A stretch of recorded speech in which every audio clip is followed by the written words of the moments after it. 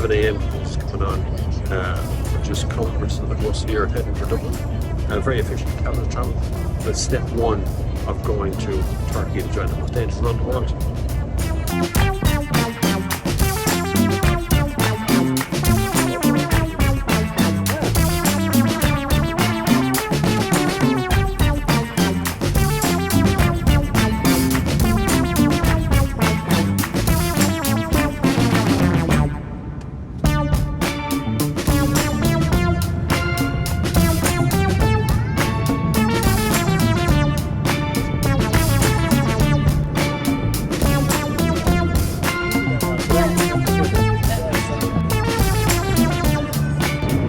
Finally landing Trabzon. Going since 4:45. It's now, I don't know what that is, 22:11 or something. I haven't a clue.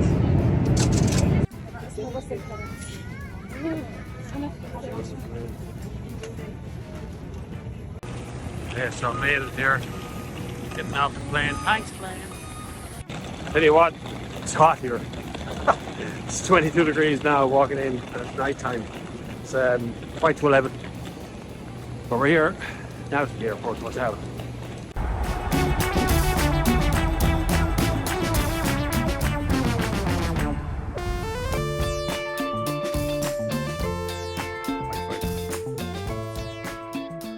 Time now is 5 past midnight here in Turkey.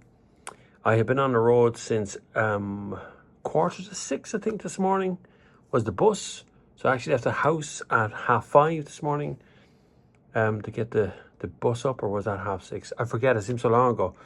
We flew for 4 hours, give or take, to Istanbul, and then another hour and 50 or so to Trabzon. According to Mazda, it says very few Europeans visit this part of Turkey, and even fewer visit Tunceli and Ilzeg, which is where we're going tomorrow. They gave us a booklet and a security briefing of where we're going tomorrow. For to make tea as well, PG tips or something. No, it's Twinings or something. I can't remember. One of the teas is made here in this area. They call it chai here. And we're driving this road tomorrow. It's mostly dust and dirt track. I can't wait, if I'm honest with you. I really can't wait to get out on the road. Right now, though, I need a bit of a break. I need a wash. I just feel hot and sticky. Very hot outside. It's 23 degrees outside right now, and I have the air conditioning booting along here. So I'm going to have a quick wash and then I'm off to bed, and up again in the morning we leave here at 8 a.m. 8:76, which means I leave at 6, means we'll be up at 5 in the morning again. It's just a busy time. It's going to be good crack though. Really looking forward to tomorrow. Right, good night.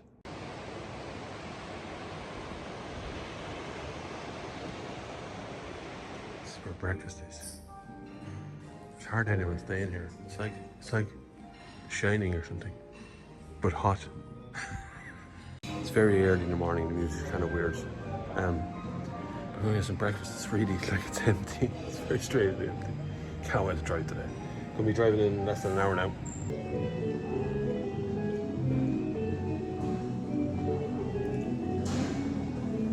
Music is mad, sort of lounge. What a place. The Black Sea is just out there. We gotta get in the road in a few minutes, so I gotta finish this up. Let's go.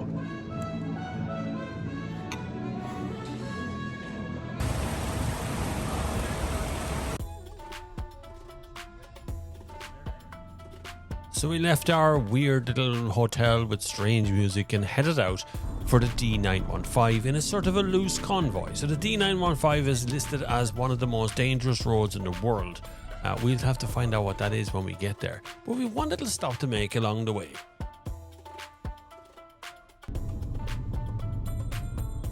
It didn't take long for the roads to get narrower and higher and more difficult in the terrain, but they stayed mostly tarmac until right here, until the dust part.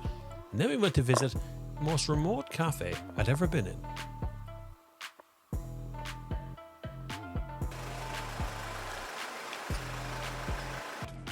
Outdoor toilet facilities here. See, you wash your hands here. You go to the toilet here just before you walk straight off a cliff. This is the Jeopardy title. Yeah, just try it. Yeah, I'm gonna get one.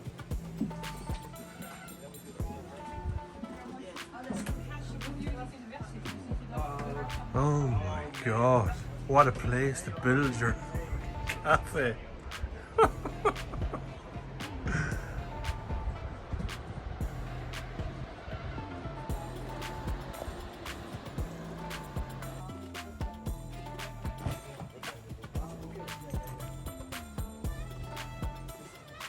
It was time to pack up and move on to the next part of the trail, which is the actual part of going up the mountain in a zigzag form. I was amazed completely by what the car was capable of, because these are just standard road cars, but Mazda had done extraordinary work with them. But this is crazy, amazing to see what is a road car that you can buy today in your local Mazda dealership. An all-wheel drive CX-5, and it's just going up this as if it was born to be here, as if it was designed to be an off-road car. In actual fact, it's designed to bring your kids to school, but sure, still does a good job though. This is where the corners come into it now. They're running slightly wide here to get into that corner. It's full lock, and hope that you go all the way around in one shot rather than having to reverse back, which we've had to do a few times. The corner's so narrow.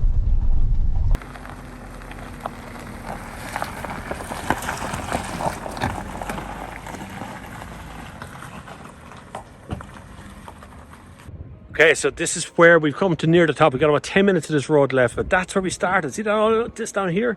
That's the little cafe is down there. You can't really see it in the picture, but it's just down on the edge of that. And I am standing on the edge of the mountain looking out at that scene. The clouds are just rolling in. My car's over there blocking the road. So we've got to get back on the road. It's a fascinating place to come. The Russians built this with forced labour from the Turks to get their military over this mountain. So this is a forced labour place, a bit like what we did in Romania. You can click here to see a video that I did in Romania. We gotta go. That's my car blocking the road. Another car coming there, look. That was my view there. Straight down for miles. The little cafe we're in is actually there somewhere. I saw it a second ago. Just on the edge of your picture, that's the little cafe we just had our chai in. Just come up the most extreme road in the world, and it met tarmac. Woohoo! Mad place. I've never seen anywhere like this. What's the sign say? For 22 kilometres to stabilise 30 kilometres an hour. You'd be lucky to do 30 kilometres an hour. So the road opened up after we left the most dangerous road in the world, which turned out it wasn't really that dangerous, but it was quite an adventure coming up that mountain. You can see the way the landscape here completely changes, straight into a completely different environment from where we just came from. But you know what? My stomach was rumbling. It might be time for a little bit of lunch.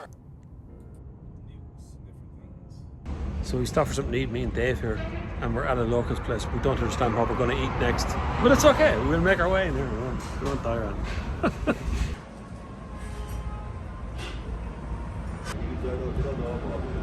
Got our food, some sort of chicken curry, a bit of rice, some bread. Our absolutely incredible lunch came to a sum total of €8.40, including chai and 2 bottles of water. For two, that is an amazing price. But we gotta go because we gotta make it to a ferry. You can actually see in this next shot here where we get pulled over to a checkpoint. These checkpoints exist all across Turkey. We've seen many of them along the way. Some of them have military types at them and other ones are police, like this one here where we just get waved on through. But they're very regular as you pass through Turkey. It is a kind of disconcerting place to pass through. All the boys in the market negotiating the prices. Look at that. Oh, he's selling. What are you selling? That's a bother of tomatoes, now they're going home.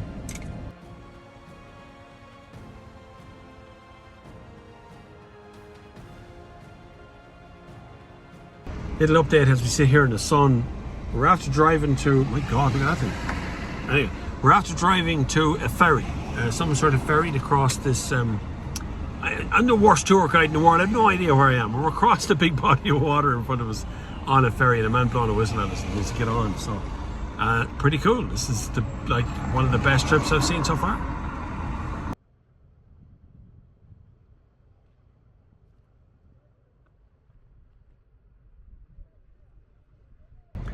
So we had to reverse onto the ferry. It was a bit weird, but it looks like there's police here, there's lads shouting. No idea what anyone's talking about. It's a wonderful, just live in the moment.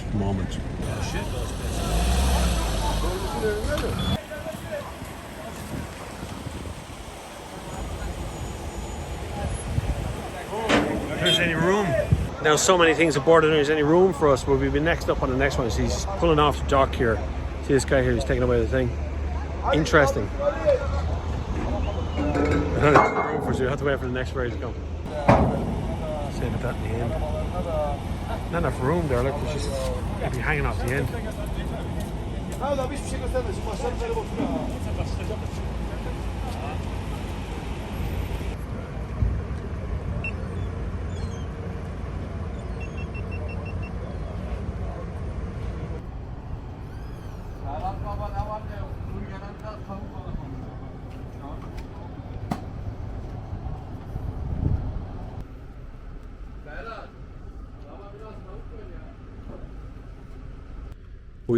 The ferry was full, so the ferry's going to come back and collect us in a few minutes, all over there, and it's on the way back in a minute, and we're going to get on the ferry and hopefully get out of here in one piece, because there isn't even a ramp here. There's nothing. The place that the ferry just rocks up to, it's just a flat piece of ground. It's here.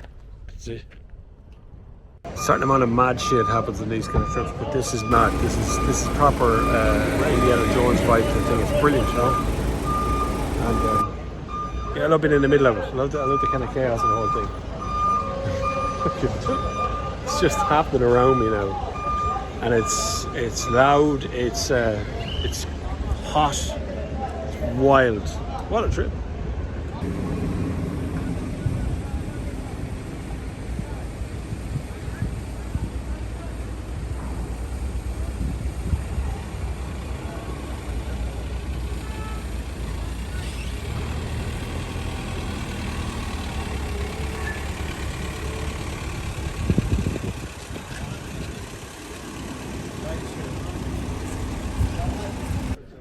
This has been a wild experience, I have to say.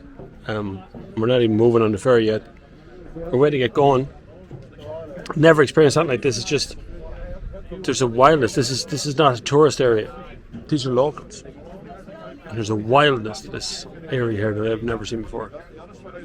It's exciting. It makes me want to be on the road every day, you know. Being on the road like this is just super cool.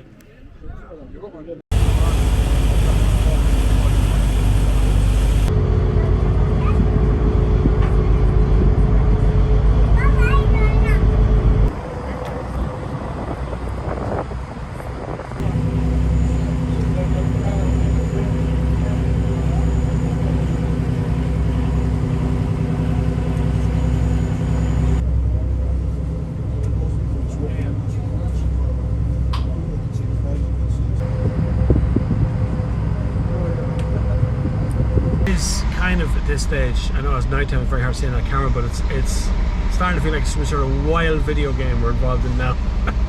As we get on and off a ferry, and it's like GTA San Andreas stuff, as people are sitting there not moving but moving, crushing in, pushing in, the whole show. It's wild.